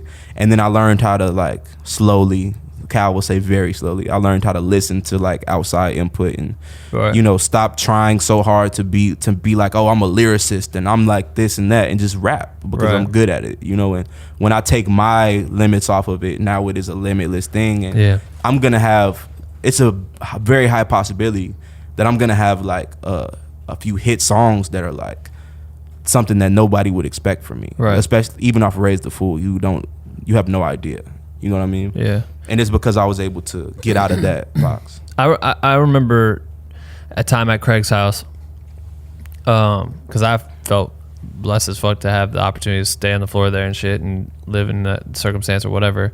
And I remember being so frustrated because I would see everyone that was there. I'd had so many conversations with Craig about this shit, but I'd see so many people that were at the house, including you. Like, everyone just got very comfortable in this space where we could move slower.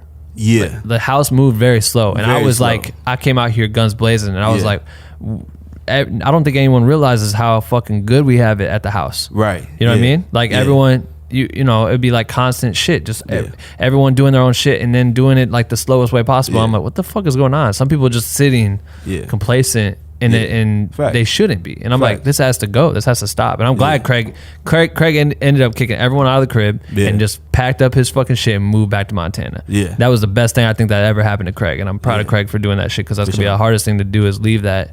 But at the time, it was like, there's too much fucking shit happening here. Too many possibilities. It was too much. Yeah, it was too much potential for it to be what it was. It's not that nothing was happening. I think a big thing was like, you know, there was a lot of like drugs in that house. Yeah. You know, it was a lot of like, it was just every distraction possible, because it was all people that came from nothing in this house with like this huge, you know, like possibility, you know, like TDE and like Drake's producers and Bryson Tiller's producers and dope videographers and shit, videographers all in his house in the studio. But then it was like, you know, unlimited bread from this dude. You know, we're going to the strip club all the time. Yeah, you got fucking girls are coming over like all the time. Just all this shit that was like cool, right? But also, it kind of did make you. I think, speaking for myself, I was intimidated by what I needed to get done as it was.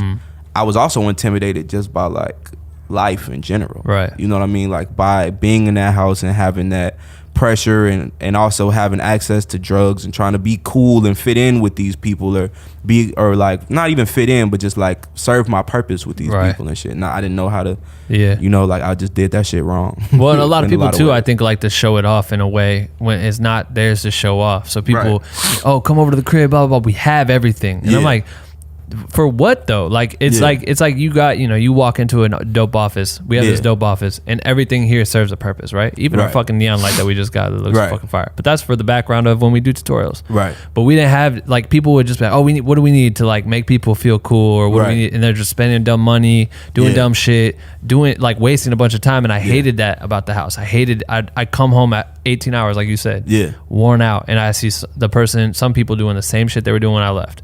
Nothing. And I'm like, what the fuck is this? Facts. And then I think a lot of people just got used to like, it felt like we were moving in slow motion, like the world was at our fingertips and people got used to it. And that was my struggle because I remember being like, yo, fuck, Kembe has got everything right now. Right. And you just be like, I don't want to do shit today. I'm out of here. Yeah. And I'd be like, where the fuck he go? Why? Why'd he leave? You want some more water? Yeah, please. David, sorry, you be water boy. We need to move that shit right here, I think now. Sorry for making him get it.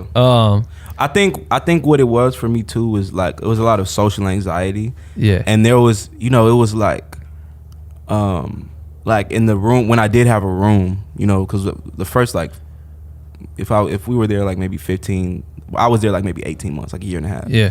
The first year I had a room. Right. But like even at that point. Thank you, dog. Thank you, bro.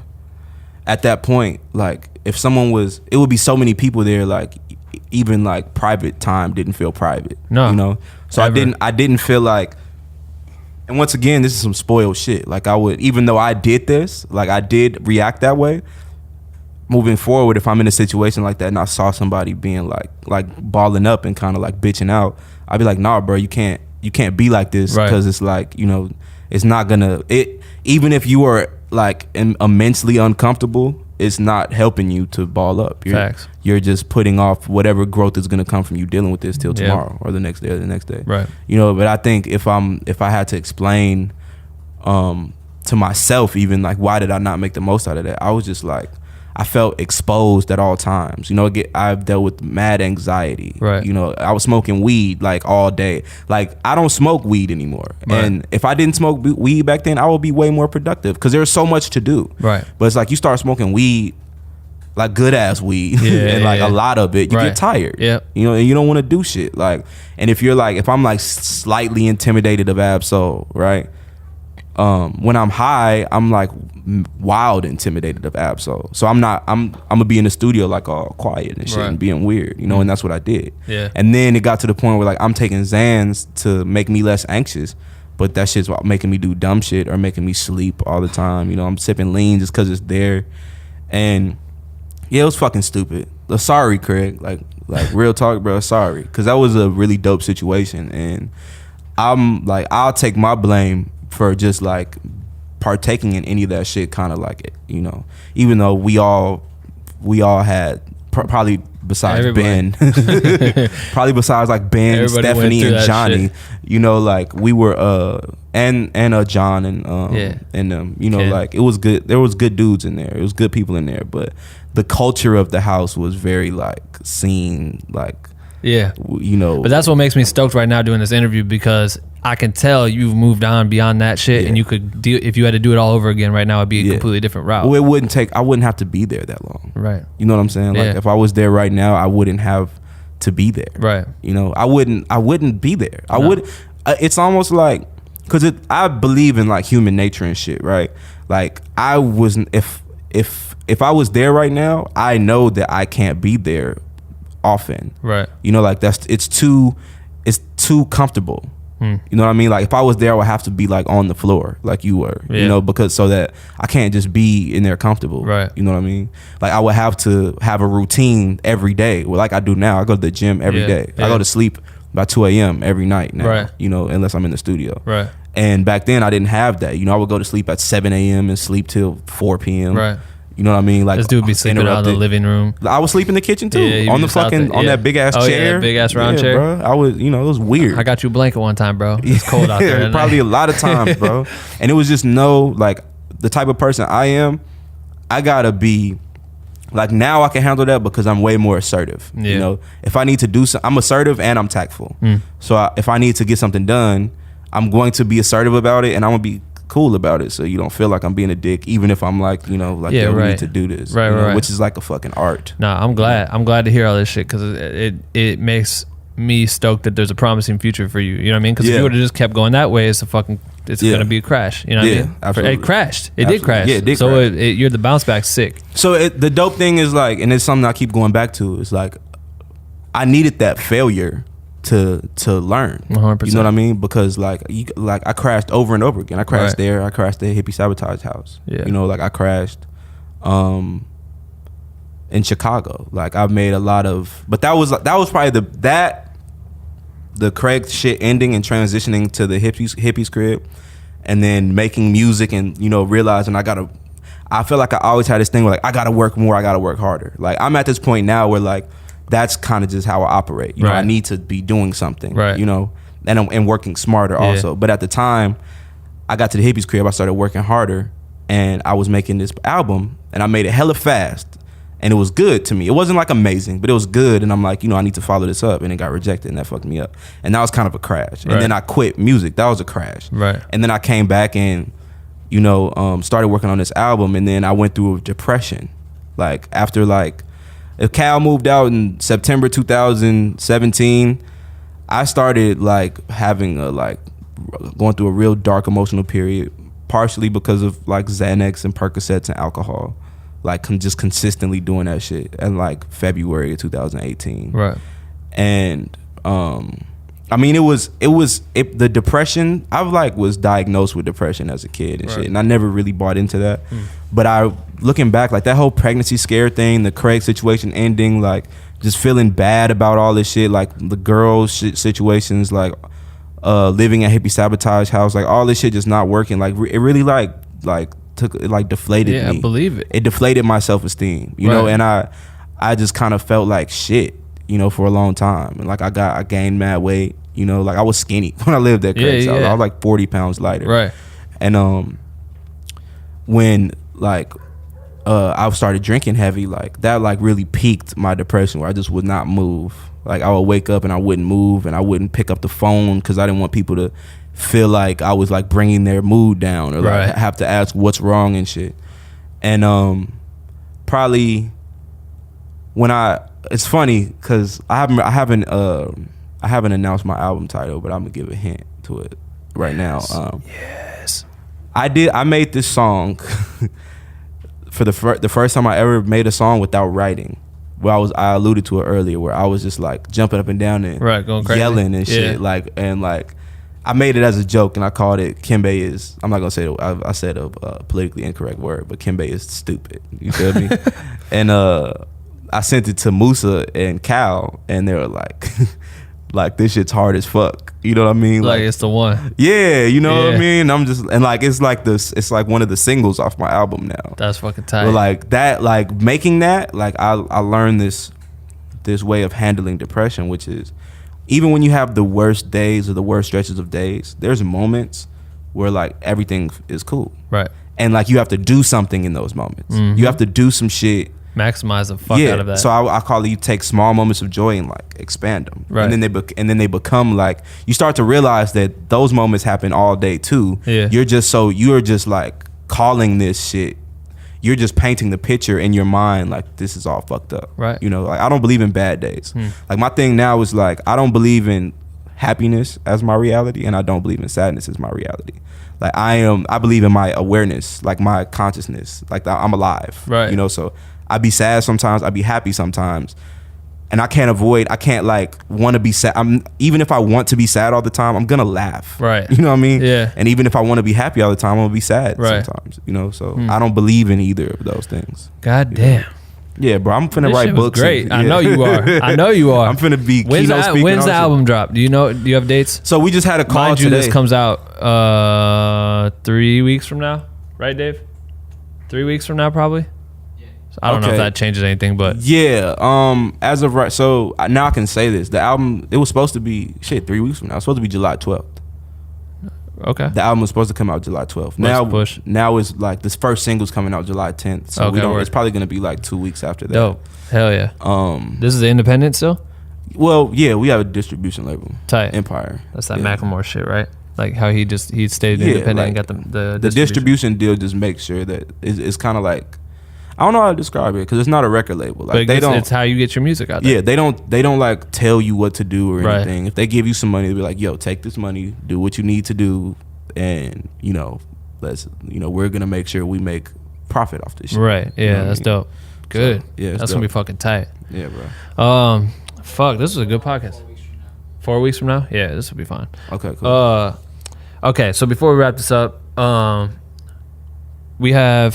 always make you, I have like a Q&A thing I'm going to do with you. But cool. It's like a private thing. So when this ends, we'll switch over to the private thing. It's for the Patreon. We have a Patreon group. It's like a website for people to support the shit. Yeah. But I always let my guests pick a hashtag, right? Yeah. So when people listen to this shit, it's an hour 42 minutes. We talk for a minute. If they listen all the way through, you'll pick this hashtag. I'm going to tell everyone to go to Kembe's Instagram, tag me at @BenRealVerseWorld. And when you get there, I want them to put what you're about to say as the hashtag. So when they, at any point in time, if this is 6 months from when this shit came out, we're going to see this hashtag pop up and they're going to tag me on your shit. And then we'll know that they heard the podcast. What do you want that shit to be? Do they ever be? Be long? It could be whatever the fuck you want it to be. It's not on me, it's in me. It's not on me, it's in me? Yeah. Hashtag it's not on me, it's in me. That's fucking good. Yeah. You've had that already like in your head ready to go though. Yeah. Yeah. Well, it's, like I said, my shit is stream of consciousness. Like everything that I say comes to the same points. Right. So if I talk long enough, I'm gonna say the same shit I said yesterday. Right. Because that's I feel like when you're in alignment with what you're supposed to do, everything you say is gonna be the same shit. That's your motherfucking why. Yeah, exactly. I love that. I am my why. How can they find you on the internet? Should it be I am my why though? I don't know, bro. It's up to you. It's not on me, it's in me. Stick with it. Yeah. Stick with it. Do you know what that means? I mean, I have my assumption of what it probably means. What does it mean to you? It's not what you see from the outside, it's what you feel from the inside.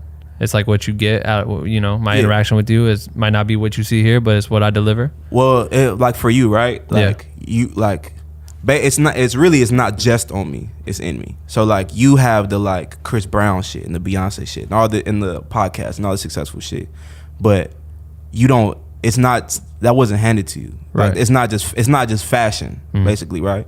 Like it's passion, not fashion. Right. Ooh, I got fucking that. Bars, bro. That's crazy, bro. It's not just like, oh, I do this. Right. Like so you could see me do this. Yeah. Like, this is inside of me. Like before, when I was like just a nerdy fat 12-year-old, well, I wasn't never nerdy, but like a lame fat 12-year-old. Right.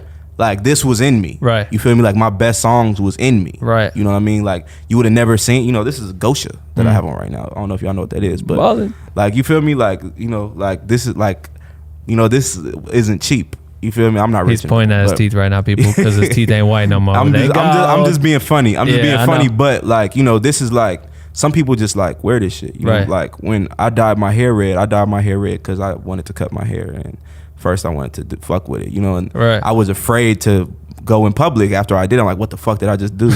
And then people would walk up to me and be like, yo, like, most people look like weird with that, but it just looks natural. Yeah, and it's because like I forget that my hair is red. Right. You know what I mean? Because what's important about me is not how I look. Right. You can't see that shit. You know what I'm saying? It's me. I love that. I'm tight. Yeah. You feel me? Facts. So, all right. Well, this shit was good. Kembe X. Yes. Kembe X. At KEM as in mom, B as in boy, _ That's the little low dash. X. Kembe X. On everything. Kembe _X. Yeah. That's good. Go definitely listen to the new record. We're going to switch over to the Patreon only Q&A experience. If you want to hear the rest of what I'm about to ask you, you can do that. Patreon.com/BlackWindowCream. And that's it. How do you want to end this part of the podcast? Yeah, bro. It's not fashion, it's passion, man. You feel me? Bars. My album coming soon. Follow me on Instagram because I'm about to roll out a lot of shit that's gonna help you understand and follow what I'm doing. And if you don't follow me, it's cool. You're gonna see me. It's cool. All right, that's it. And that is it for Kembe X. Thank you guys for listening to this episode. Shout out to Kembe for hopping on and sharing his story. This motherfucker's incredible, yo. The Q&A experience that he did with us is in fact fire. Make sure to tune into that on our Patreon page. You get to hear him answer our community's questions as well as a couple of questions I had for him. So if you are interested in the Q&A experience, it is available on our Patreon at patreon.com/blackwithNoCream. Man, follow him on Instagram because he's about to drop some new music soon. He played it for us after we recorded this episode. My ears are literally bleeding. I still have blood on my shoes. It's because it's so flame, you know? It's really that good. So definitely make sure to stay tuned for the drop because that shit's going to be crazy. That's it. Grab some merch on our merch store because that shit keeps the lights on here. Shop BWNC.com. The shirts are mad comfy and fucking fire. As well as the mugs. I think you guys need one on your desk at home or at work or at school or wherever the fuck you have a desk at, or just maybe put it in bed with you and sleep with it and pray to it at night because it's an amazing thing what will happen if you pray to that Black with No Cream mug. And that's it. That's it, guys. I'm done trying to tell you to support us. Except if you want that How to Charge a Client guide, it is available on shopbwnc.com and the Patreon page, and it's gonna make you more money, motherfucker, so you better get that shit. I'm done recording. All right, bye-bye.